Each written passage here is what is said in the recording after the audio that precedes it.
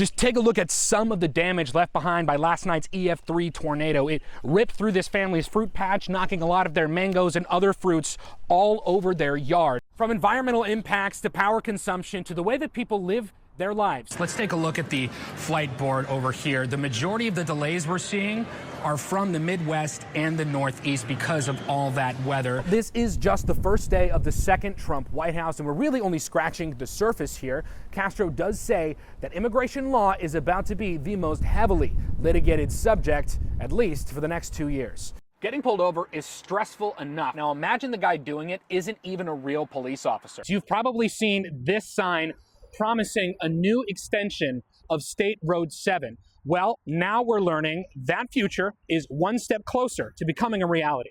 I'm Michael Hoffman with WPTV News. Right now we're in downtown West Palm Beach where thousands of people have showed out for this iteration of the No Kings protest. Now this is one of many across the state and across the country. This is where the car came to a rest. It smashed into this tree. You can see bits and pieces of the car at the base of the tree. And if you take a look with me over here, you can see the street sign was thrown. We're told that 27-year-old, along with her boyfriend and their dog, were taking their boat to the South Fork of the St. Lucie River for a night out on the water. That's when deputies say around 8 p.m. she got out of the boat into some waist-deep water. And that's when they say an 11-foot alligator snatched her by the wrist and brought her underwater. This is the La Fiesta grocery store in Okeechobee. It's where the sheriff's office and ICE arrested an undocumented man they say had already been deported twice. 2 million people. They're just scared, period. In 250 days. It is what it is. It's the law. That's how many people living here illegally, ICE says, have left the country since the start of President Donald Trump's second term.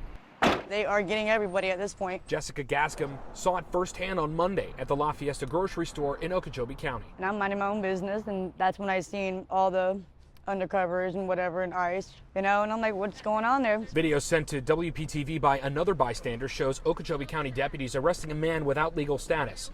The sheriff's office says the man did not have a valid driver's license and had been deported twice, which is a felony in Florida. The arrest is one of 400 across Florida during a 5-day joint operation between ICE and local law enforcement. This is just the beginning. ICE posting to X, quote, Florida is leading the nation in ICE partnerships. I asked people living near the Big Lake what they make of the arrests. I get it. They don't want the drugs. They don't want the rapists. They don't, and not all of them are like that, though. To me, that's just discrimination. I look at it as fairness, honestly. If I did something illegal, I would get the same punishment. And when you do wrong, you get what you deserve, I guess. The Department of Homeland Security says it's on pace to deport 200,000 more people living here without documentation by the end of the year. The sheriff's office here says we can expect more ICE activity in the near future.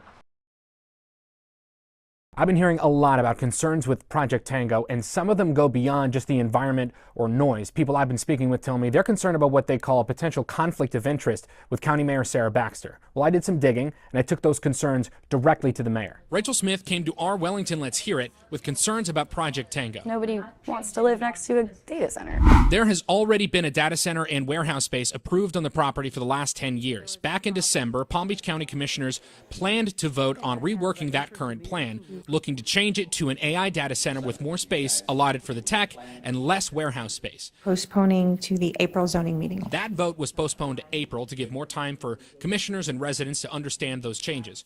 Mayor Baxter is also planning a town hall on the project at the end of the month. I reached out to the Project Tango team.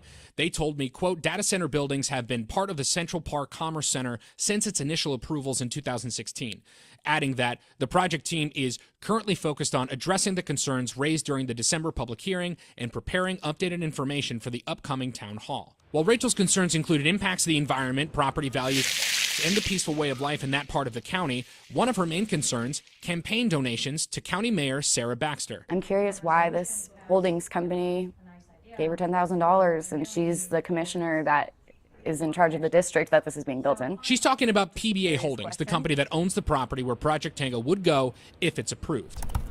I did some digging and found that the holdings company donated $10,000 to Baxter's re-election campaign fund. What's more, I found a $25,000 donation to her fund that came from Related Southeast, the AI branch of Related Ross, owned by billionaire Stephen Ross.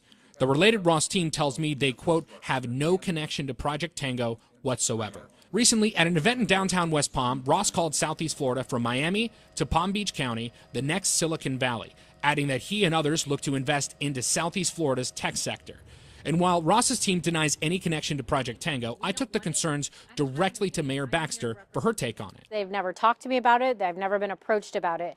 That has just been a rumor started for political purposes, trying to make me look bad. I have not heard them say this will be the Silicon Valley of the East. I do believe that technology has an important role in our community, but absolutely no, we do not want that. I asked what her response is to people who have concerns about what they see as a potential conflict of interest. If there was any truth to that, I would have approved the project when it came to us the first time instead of postponing it to get more information out there. As the county did postpone that vote on the project, Baxter is holding a town hall, she says, to inform residents on where the project is now and to address resident concerns. I asked what happens if people show up and still don't want the AI data center where it's proposed. So once they get all the facts, if they're still not in favor of this, I won't support any sort of data center or an additional space to that data center. I just want to make sure that we're heard. Rachel and other community members tell me they plan on being there. Michael Hoffman, WPTV News. Grief doesn't just fade away. In Wellington, a quiet news space is helping people find their voices, maybe a little bit of healing, one call at a time. Deep into the Wellington Environmental Preserve, It is beautiful. you'll find a phone. While it doesn't get reception, it's a special connection that brings people here to the wind phone. It's just a little box, and you slide it out, pick it up, and you make a phone call. And the wind just carries your words to your loved ones in spirit. Debbie Siren lost both her son and her husband to cancer. Her grief took her to a group called Helping Parents Heal. It was there where she saw her first wind phone. It's comforting.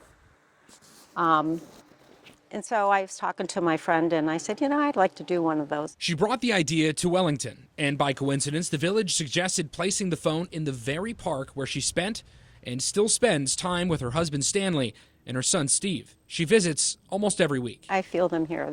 I think that's another one of the reasons I come so often.